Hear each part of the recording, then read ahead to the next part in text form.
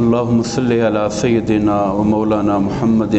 وعلی آل سیدنا و مولانا محمد وبارک وسلم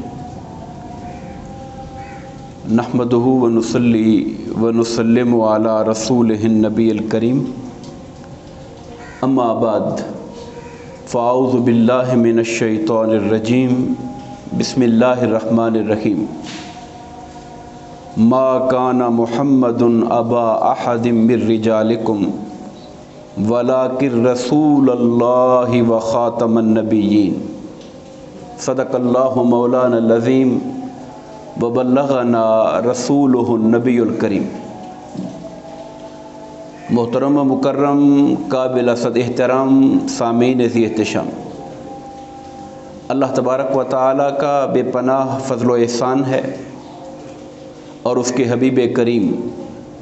آقا نامدار علیہ الصلاۃ والسلام کے نالین پاک کا صدقہ ہے کہ اللہ تبارک و تعالیٰ نے جمعۃ المبارک کے اس بابرکت دن ہم سب کو اپنے در پر حاضر ہو کر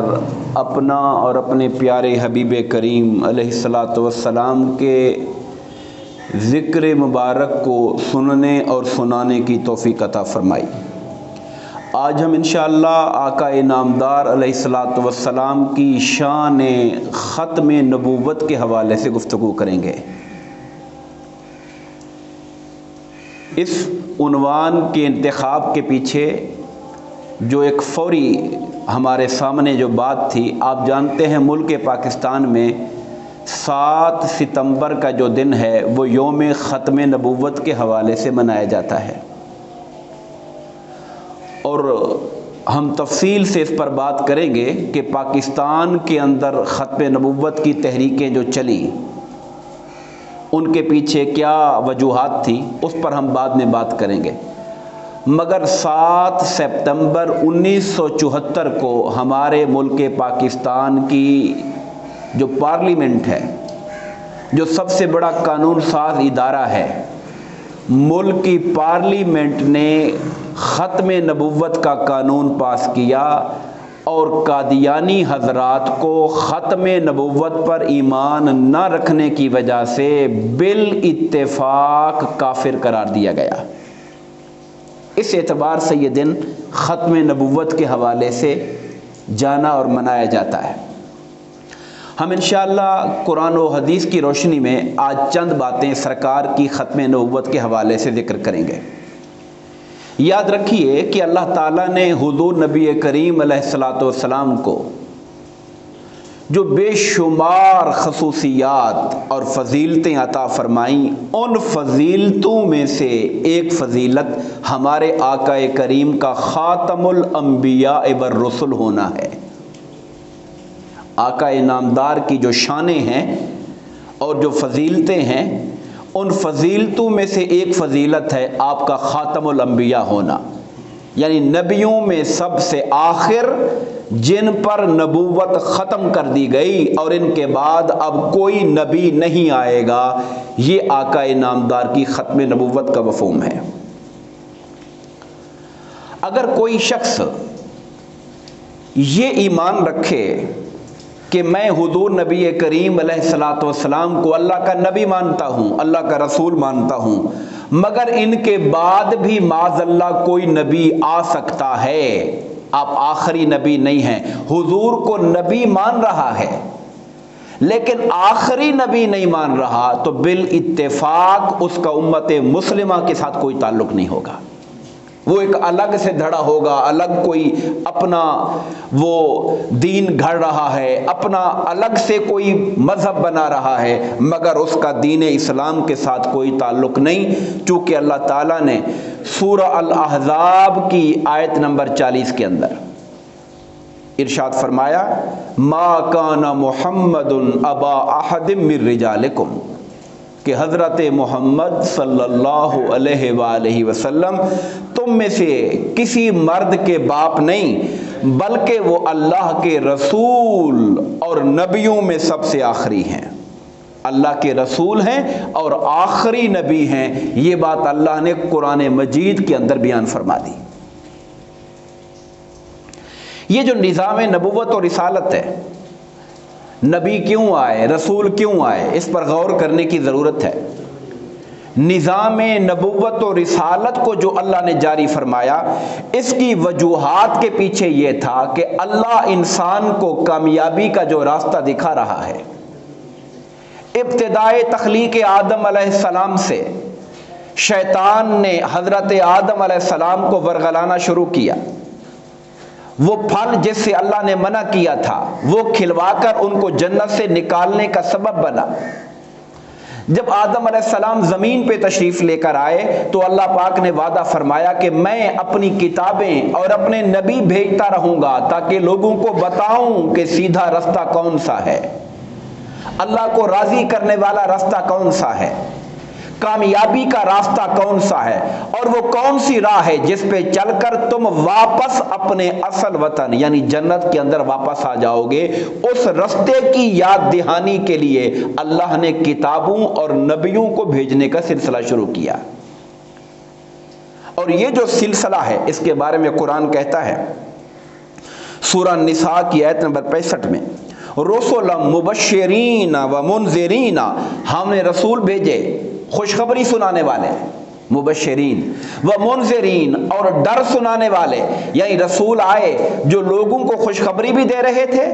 کہ جو اس راہ پر چلے گا اسے بشارت ہو جنت کی،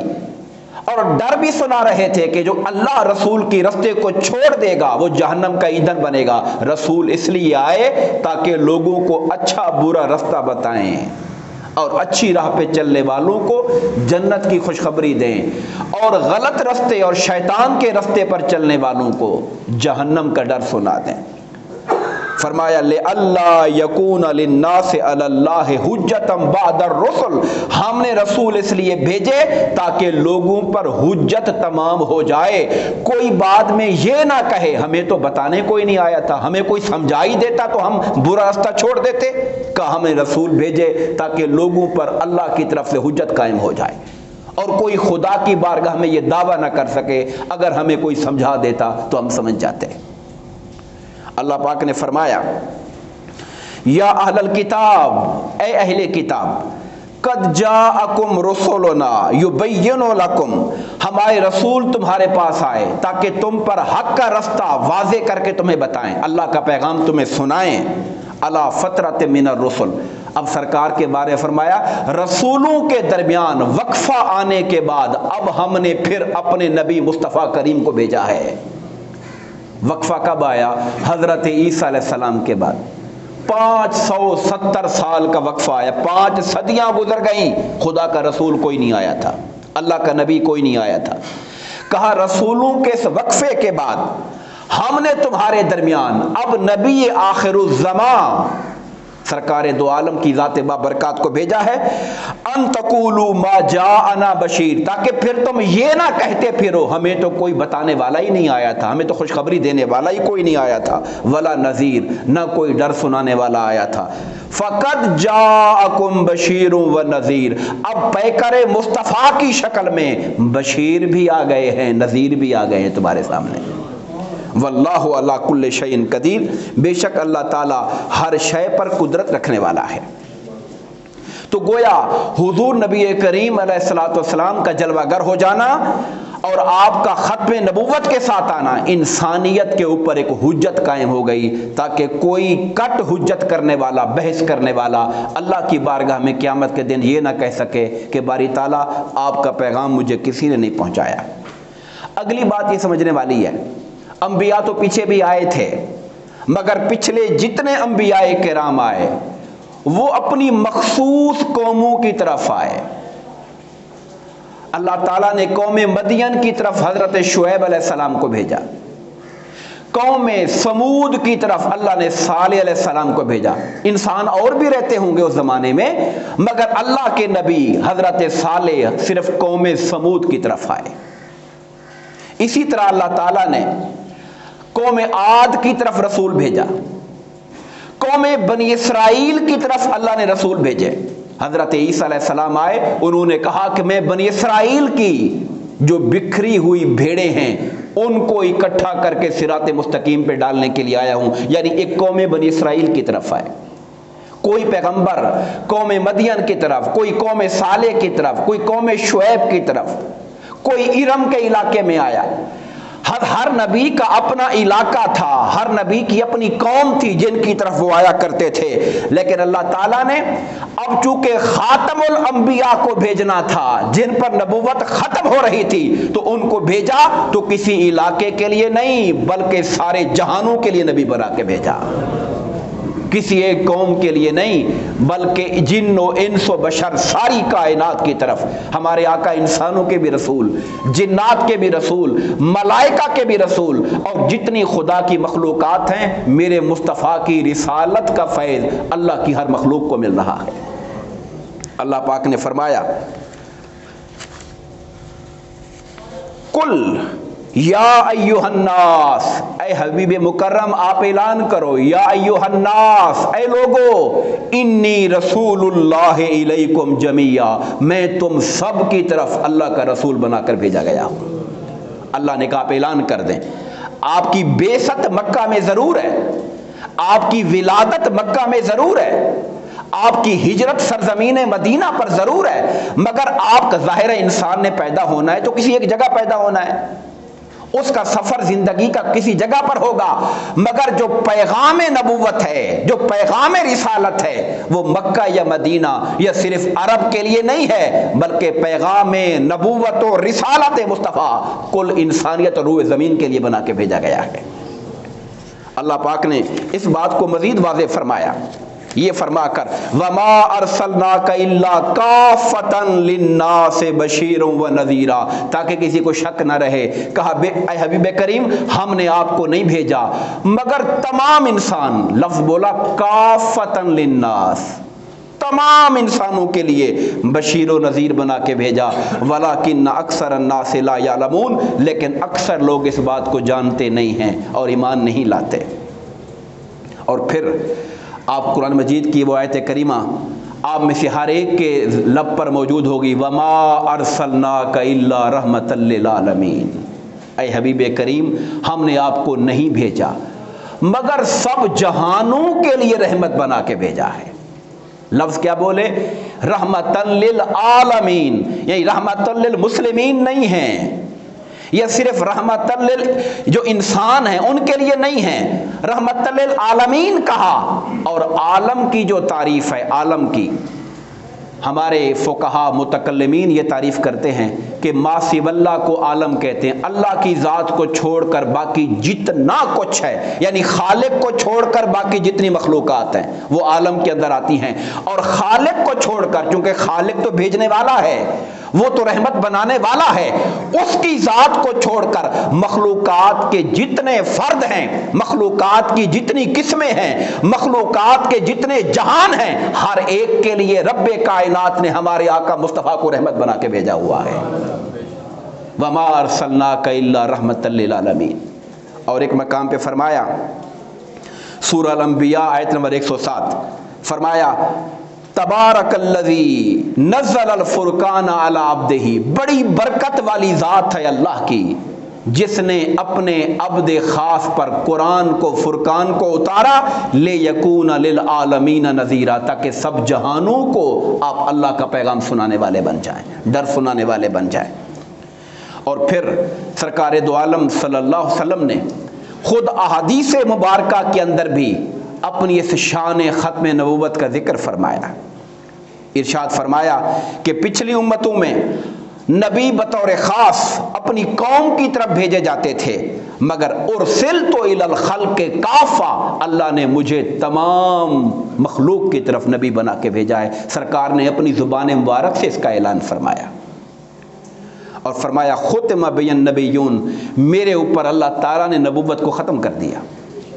بہت سی احادیث پاک ہے، ایک دو نہیں، سینکڑوں کی تعداد میں احادیث پاک ہے جس میں سرکار دو عالم صلی اللہ علیہ وسلم نے اپنی ختم نبوت کا ذکر کیا اور واضح طور پہ اعلان فرمایا کہ انا والساعۃ کہاتین، میں اور قیامت اس طرح ہیں، دونوں انگلیوں کو سرکار نے کھڑا کر کے بتایا، میں اور قیامت اس طرح ہیں۔ مطلب کیا ہے کہ اب قیامت اور میرے درمیان کوئی اور نبی آنے والا نہیں ہے۔ میں اور قیامت اس طرح، یعنی میں آیا ہوں اللہ کا نبی، اب اس کے بعد قیامت آئے گی۔ اب قیامت اور آقا کے درمیان ہزاروں سال بھی گزر جائیں، مگر فرمان مصطفیٰ ہے کہ میں اور قیامت اس طرح ہیں، لا نبی بعدی، میرے بعد اب کوئی نبی نہیں آئے گا۔ دوستان گرامی قدر، اللہ تعالیٰ نے تمام انبیاء کرام سے سورہ الاعراف کی، سورہ آل عمران کی آیت نمبر 81 میں رب کائنات فرماتا ہے وَإِذَا أَخَذَ اللَّهُ مِيثَاقَ النَّبِيِّينَ لَمَا آتَيْتُكُم مِّن كِتَابٍ وَحِكْمَةٍ ثُمَّ جَاءَكُمْ رَسُولٌ مُصَدِّقٌ لِّمَا مَعَكُمْ، فرمایا ہم نے تمام انبیاء کرام کی ارواح سے عالم ارواح میں ایک وعدہ لیا تھا، تمام انبیاء کو اکٹھا کیا تھا، ان کی ارواح کو، اور ان سے فرمایا تھا جب میں تمہیں کتاب و حکمت دے دوں گا، ثم جاءکم رسول، پھر جب تم سب آ چکو گے، پھر یہ ہمارا رسول آخر الزمان تشریف لے کر آئے گا۔ ثم کا معنی ہوتا ہے آخر میں آنا، تراخی کے لیے آتا ہے، جب تم آ چکو گے پھر یہ آئیں گے۔ ثم جاءکم رسول، اور فرمایا مصدق لما معکم، یہ تصدیق کریں گے تمہاری کہ وہ سارے اللہ کے نبی تھے۔ تصدیق یاد رکھیے، جو اپنے بعد والے کی خبر دے اسے مبشر کہتے ہیں، اور جو پہلے والوں کے بارے میں بتائے کہ وہ نبی تھے اس کو تصدیق کہتے ہیں۔ اللہ نے حضور کو مبشر نہیں بنایا، مبشر بنایا، مگر اس بات کا بنایا کہ اللہ تعالیٰ کی خبر دو، جنت کی خبر دو، اللہ کے انعامات کی خبر دو۔ میرے آقا آخرت کی نعمتوں کے اعتبار سے مبشر ہیں، مگر کسی اور نبی کی خبر دینے والے مبشر نہیں ہیں۔ وہ مبشر کا شرف حضرت عیسیٰ علیہ السلام کو حاصل ہوا۔ وَمُبَشِّرًا بِرَسُولٍ یَأْتِی مِن بَعْدِہ اسمہ احمد، عیسیٰ علیہ السلام نے فرمایا کہ میں خوشخبری دینے والا بنا کے بھیجا گیا ہوں میرے بعد ایک رسول کی جن کا نام نامی احمد ہوگا۔ وہ شان مبشریت نبی کے لیے وہ حضرت عیسیٰ علیہ السلام کے لیے تھی۔ حضور نبی کریم علیہ الصلوۃ والسلام کے لیے اللہ پاک نے سب انبیاء کرام سے اس بات کے اوپر عہد لیا کہ تم سب نبی ہو، مگر تم سب کے بعد میرے نبی آخر الزمان آئیں گے، اور ہر نبی اپنی امت کو یہ تعلیم دیتا رہا، اپنی امت کو سرکار کی نبوت عظمیٰ کی خبر دیتا رہا، اور سرکار کے اوصاف کے بارے میں بتلاتا رہا۔ حضور کے اخلاق کریمہ کا ذکر ہر نبی اپنی امت میں کرتا رہا۔ قرآن کہتا ہے کہ ہم نے اس محبوب نبی کا ذکر تورات میں بھی لکھا ہوا ہے، انجیل میں بھی لکھا ہوا ہے۔ سرکار کا جو ذکر ہے تورات میں لکھا ہوا ہے۔ اب ہماری کتاب قرآن میں کسی کا ذکر لکھا ہے تو ہم بتاتے ہیں آپ کو، یہ قرآن میں یہ آیا ہے، قرآن میں یہ آیا ہے، اہل علم بتاتے ہیں۔ اب اللہ نے کہا ہم نے ذکر مصطفیٰ کو تورات میں لکھا ہے، تو مطلب یہ ہے کہ موسیٰ علیہ السلام اپنی امت کو تورات کھول کر ذکر مصطفیٰ سناتے ہوں گے، عیسیٰ علیہ السلام انجیل کھول کر اپنی امت کو ذکر مصطفیٰ سناتے ہوں گے، کیونکہ اللہ نے ان کی کتابوں میں جو لکھ دیا ہے، مکتوب فی التوراۃ والانجیل، یہ قرآن مجید کے الفاظ ہیں کہ ذکر محبوب کو ہم نے تورات اور انجیل میں لکھا ہے۔ اور یہاں تک قرآن نے کہا کہ یہود و نصارہ کو حضور نبی کریم علیہ الصلوۃ والسلام کی اتنی پہچان کرائی گئی تھی اور اتنا حضور کی عظمت ان کے دلوں میں بٹھائی گئی تھی کہ جب ان کا دشمنوں سے ٹاکرا ہوتا اور دشمن بہت سخت ہوتا اور مقابلہ بہت سخت ہوتا، تو قرآن کہتا ہے کہ وہ نبی آخر الزمان کا واسطہ اور وسیلہ دے کر اللہ سے دشمن کے مقابلے میں فتح کی دعائیں مانگا کرتے تھے۔ یا اللہ ہم تجھے واسطہ دیتے ہیں اس نبی کا جسے تو نے آخر الزمان بنا کے اندر بھیجنا ہے کہ ہمیں دشمن پر فتح دے، اور اس نبی کی برکت سے مانگی گئی دعا کو اللہ قبول کرتا تھا، دشمن پر فتح عطا فرما دیا کرتا تھا۔ اب یہ جو قرآن نے کہا یعرفونہ کما یعرفون ابناءہم، کہ یہود و نصارہ حضور نبی کریم علیہ السلام کی ذات بابرکات کو اس طرح پہچانتے تھے جیسے کوئی باپ اپنی اولاد کو پہچانتا ہے۔ 100 بچوں میں آپ کا بچہ کھڑا ہو تو آپ کو اپنا بچہ پہچاننے میں کبھی کوئی مشکل پیش نہیں آئے گی، مغالطہ نہیں لگے گا۔ فرمایا حضور کے اوصاف، حضور کے اخلاق، حضور کی صورت زیبا، یہ سارا بیان کتب سابقہ میں اس قدر آیا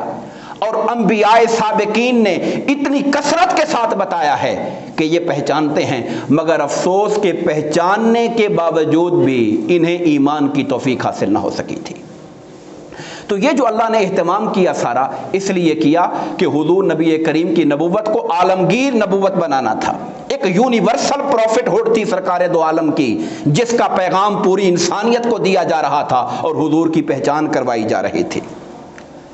سرکار دو عالم صلی اللہ علیہ وسلم فرماتے ہیں، حضرت ابو ہریرہ راوی ہیں، مسند امام احمد بن حنبل کی حدیث پاک ہے، میرے آقا نے فرمایا اے مسلمانوں، وہ منظر کس قدر باعث افتخار ہوگا امت مسلمہ کے لیے کہ حضرت عیسیٰ علیہ السلام جو نبی تھے بنی اسرائیل کے، لیکن جب اللہ ان کو آخری زمانے میں قیامت سے پہلے بھیجے گا تو فرمایا تمہارے لیے وہ منظر کیسا افتخار والا ہوگا کہ نبی حضرت عیسیٰ علیہ السلام اس وقت حضرت امام مہدی کے پیچھے کھڑے ہو کر نماز پڑھیں گے اور حضور کی نبوت پر ایمان لانے والے ہوں گے۔ تو انبیاء بھی یعنی جن کے مقدر میں اللہ نے زمین پر دوبارہ بھیجنا لکھا، جیسے حضرت عیسیٰ علیہ السلام ہے، تو اب جب وہ دوبارہ آئیں گے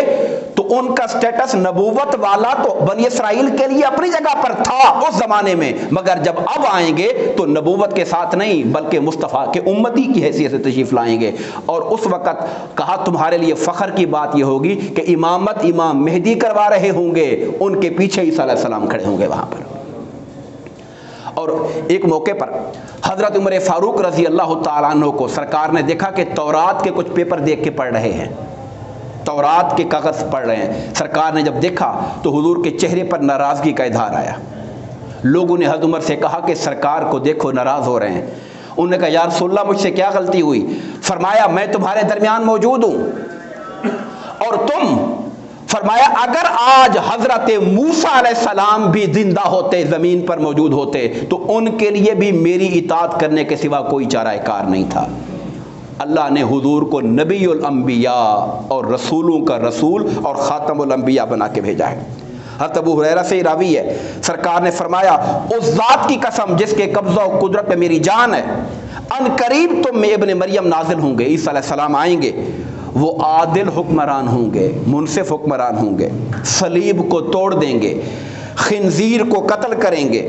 جزیے کو ختم کریں گے، مال کو اس قدر لٹائیں گے کہ زمین پر کوئی مال لینے والا نہیں بچے گا، یعنی اسلام کا غلبہ ہوگا اور خزانے سارے کے سارے زمین کے مسلمانوں کے ہاتھ میں ہوں گے، یعنی عیسیٰ علیہ السلام اس زمین پہ تشریف لائیں گے اور وہ آقا نامدار کے دین کی نیابت میں اس امت مسلمہ پر حکمرانی بھی کریں گے، مگر امت محمدیہ کے فرد ہو کر کریں گے۔ میں یہاں پر اب تھوڑی سی ایک ٹیکنیکل بات کرنا چاہتا ہوں۔ میرے آقا نے فرمایا تھا صحابہ کرام سے کہ اس سے پہلے، مجھ سے پہلے انبیاء کرام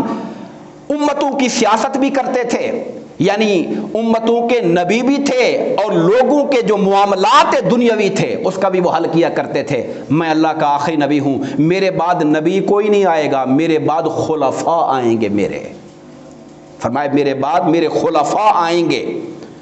اور پھر آقا نے فرمایا، یہ بھی میرے آقا فرما گئے تھے کہ میرے بعد کوئی نبی نہیں آئے گا اور میرے بعد 30 جھوٹ بولنے والے کذاب آئیں گے جو نبوت کا دعویٰ کریں گے کہ ہم نبی ہیں، مگر انا خاتم النبیین ولا نبی بعدی، میں خاتم الانبیاء ہوں، میرے بعد کوئی نبی نہیں آئے گا۔ حضرت علی مرتضیٰ جیسی شخصیت رضی اللہ تعالیٰ عنہ، غزوہ تبوک کے موقع پر سرکار نے ان کو مدینہ منورہ میں ٹھہرا دیا، صحابہ کرام کو لے کر میدان جنگ کی طرف گئے۔ مولائے کائنات حضرت علی مرتضیٰ کو مدینہ میں چھوڑا کہ آپ میری نیابت کریں یہاں پر۔ جو منافقین تھے انہوں نے تانا دیا کہ علی آپ تو مرد میدان ہو، حضور آپ کو چھوڑ کر کیوں چلے گئے یہاں پر، یہاں تو کسی اور کی ڈیوٹی بھی لگ سکتی تھی۔ تو حضرت علی گھوڑا دوڑا کے پیچھے پہنچے سرکار کی بارگاہ میں، ملاقات کی رستے میں جا کر، میں علی کیوں آ گئے؟ کہا یا رسول اللہ لوگ تانا دے رہے ہیں کہ آپ مرد میدان ہوتے تو آپ کو کیوں چھوڑ جاتے، آپ نے مجھے پیچھے کیوں چھوڑا؟ تو سرکار نے فرمایا وہ جملہ سننے والا، اے علی تمہارا اور میرا وہ رشتہ ہے جو حضرت موسیٰ کا حضرت ہارون علیہ السلام کے ساتھ تھا، مگر ہارون نبی تھے، سن لو کہ میرے بعد نبی کوئی نہیں آئے گا۔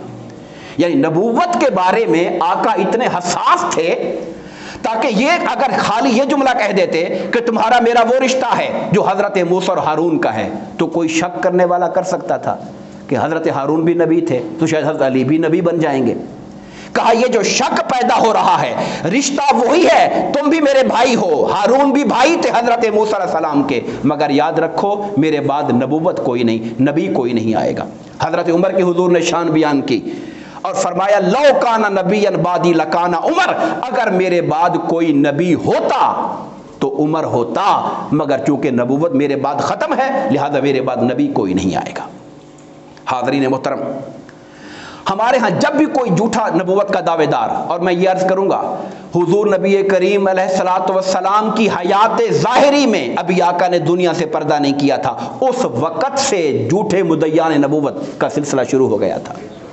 مسیلمہ کذاب نام کا ایک شخص تھا، قبیلہ بنو حنیفہ کا، مسیلمہ کذاب۔ سرکار دو عالم نے اپنی زندگی کے اندر اس نبوت کے دعوے دار کو کیفر کردار تک پہنچانے کے لیے لشکر ترتیب دینے کا حکم دے دیا تھا، ابھی لشکر چلا نہیں تھا کہ سرکار دنیا سے پردہ کر گئے۔ صدیق اکبر رضی اللہ تعالیٰ عنہ کی خلافت قائم ہوئی تو لوگوں نے کہا، چونکہ ایک سرکار کے دنیا سے پردہ کرنے سے ایک بہت بڑا طوفان کھڑا ہو گیا تھا، کئی لوگ اسلام چھوڑنے لگ گئے تھے، مرتدین پیدا ہو گئے، کوئی منکرین زکوٰۃ پیدا ہو گئے، کوئی دین سے پھرنے والے پیدا ہو گئے، جھوٹی نبوت کے دعوے دار پیدا ہو گئے۔ اس وقت بعض صحابہ کرام کی رائے یہ تھی کہ ہم لشکر باہر نہ نکالیں، ہمارا مرکز کمزور ہے، کہیں ہم کوئی مدینے پہ حملہ کر کے ہماری ریاست ہی ختم نہ کر دے، نہ نکلا جائے۔ مگر آپ نے فرمایا تھا کہ حضور نبی کریم علیہ الصلوۃ والسلام نے جس لشکر کو روانہ ہونے کا حکم دیا ہے، اگر مدینے میں کوئی ایک فرد بھی نہ بچے اور اگر یہاں پر جانور آ کر مجھے گھسیٹنا شروع کر دے تو تب بھی خدا کی قسم مصطفیٰ کے بھیجے ہوئے لشکر کو کبھی روکنے کا حکم جاری نہیں کر سکتا ہوں میں، وہ ضرور جائے گا۔ اور مسلمانوں نے سرکار کے وصال کے بعد، پردہ کرنے کے بعد جو پہلی جنگ لڑی تھی، وہ پہلی جنگ اس جھوٹے مدعی نبوت کے خلاف لڑی تھی۔ اور آپ حیران ہوں گے، صحابہ کرام کہتے ہیں اتنی سخت جنگ ہم نے پہلے کبھی نہیں لڑی تھی، اتنی سخت جنگ، ہزارہ کی تعداد میں، چونکہ قبیلے کا تعصب تھا، قبائلی تعصب تھا، اس کا جو قبیلہ تھا اس کے ہزارہ لوگ تھے، وہ اس کے ساتھ کھڑے ہو گئے اور مسلمان یہاں سے گئے۔ تو اتنی تعداد، مورخین یہ لکھتے ہیں کہ سرکار کے زمانے میں بدر سے لے کر تبوک تک جتنے مارکے ہوئے، فتح مکہ ہوئی، غزوہ حوازن ہوا، جتنی جنگیں ہوئیں، سب میں اتنے مسلمان شہید نہیں ہوئے جتنے مسلمان اس ختم نبوت کی خاطر جو جنگ ہوئی اس کے اندر جتنے شہید ہوئے پورے اسلام کے دور کے اندر شہید نہیں ہوئے تھے۔ اتنی بڑی تعداد میں لوگوں نے،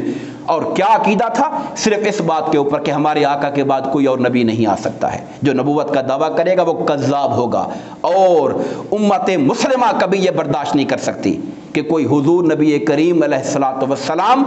کہ امتی ہونے کا دعویٰ کرے اور دعویٰ امتی کا کر کے پھر حضور کے علاوہ کسی اور کو بھی نبی تسلیم کرتا ہو، یہ بات امت کے لیے کبھی قابل برداشت نہیں رہی ہے۔ اور ہم اگلے جمعہ پر انشاءاللہ اس موضوع پر بات کریں گے کہ ہمارے برے صغیر کے اندر جو فتنہ پیدا ہوا سرزمین قادیان سے، اور قادیانیت کے نام پر جو ایک فتنہ کا آغاز ہوا، اور قیام پاکستان کے بعد پھر پاکستان پر اس کے کیا اثرات ہوئے، اور پاکستان میں اس فتنے کو ختم کرنے کے لیے کس طرح تحریکیں چلائی گئیں۔ 1953 کی تحریک ختم نبوت، اور پھر یہ سلسلہ چلتا رہا یہاں تک کہ اس کا فیصلہ کن مارکہ 1974 کی جو قومی اسمبلی تھی، 1974 میں ذوالفقار علی بھٹو کا زمانہ تھا، اور اس وقت ہمارے جو اہل علم تھے ان کے اندر مولانا شاہ احمد نورانی صاحب، مولانا عبدالستار خان نیازی صاحب، اور یہ مسئلہ ایسا تھا جس پر کسی ایک مسلک نہیں بلکہ امت کے تمام طبقات کے جو اہل علم اور قائدین تھے وہ اکٹھے تھے۔ اور آپ حیران ہوں گے کہ یہ معاملہ کسی مسجد کے مولوی یا مفتی نے حل نہیں کیا تھا، اس مسئلے کا جو حل اور فیصلہ ہوا وہ پاکستان کے سب سے بڑا جو قانون ساز ادارہ ہے، جو پارلیمنٹ ہے، وہاں پر ڈسکس ہوا۔ اور اس زمانے میں قادیانیت کے جو خلیفہ تھا مرزا ناصر، وہ قومی اسمبلی میں پیش ہوا، وہ اپنے دلائل وہاں دیتا رہا، پوری کی پوری قومی اسمبلی کو ایک کمیٹی بنا دیا گیا، پوری قومی اسمبلی ایک کمیٹی بن گئی۔ उस वक्त अटारनी जनरल थे याह्या बख्तियार, वो नुमाइंदा हो गए। उलमा उनको दलाइल तैयार करके देते थे, सवाल तैयार करके देते थे। अटारनी जनरल याह्या बख्तियार फिर मिर्जा नासिर से सवाल करता था, पूरी कौमी असम्बली बैठ कर उसको सुनती थी। और ये बात एक दिन नहीं, कई हफ्तों तक ये मामला चलता रहा। कौमी असम्बली का ये बंद इजलास था, ये होता रहा, यहां तक कि सारे दलाइल सुनने के बाद कोई एक रुकन भी नहीं था जिसने मुखालफत में डाला हो वोट। इस बात के पूरी कौमी असम्बली ने खत्म नबूवत के कानून को पास किया और पाकिस्तान वो पहली सल्तनत बन गया, इस्लामी रियासत, जहां पर अज़रूए कानून और आइन के तहत ये तय पाया कि जो शख्स हमारे आका की खत्म नबूवत को नहीं मानता उसका इस्लाम के साथ कोई ताल्लुक नहीं है। इसकी मज़ीद तफसीलात पे हम इंशाअल्लाह आने वाले जुमा पर गुफ्तगू करेंगे। दुआ फरमाइए अल्लाह तबारक व तआला हम सब के ईमानों में बरकत अता फरमाए और आका करीम अलैहिस्सलातु वस्सलाम की मोहब्बत से हमारे दिलों को आबाद फरमाए। आमीन। वमा अलैना इल्लल बलागुल मुबीन।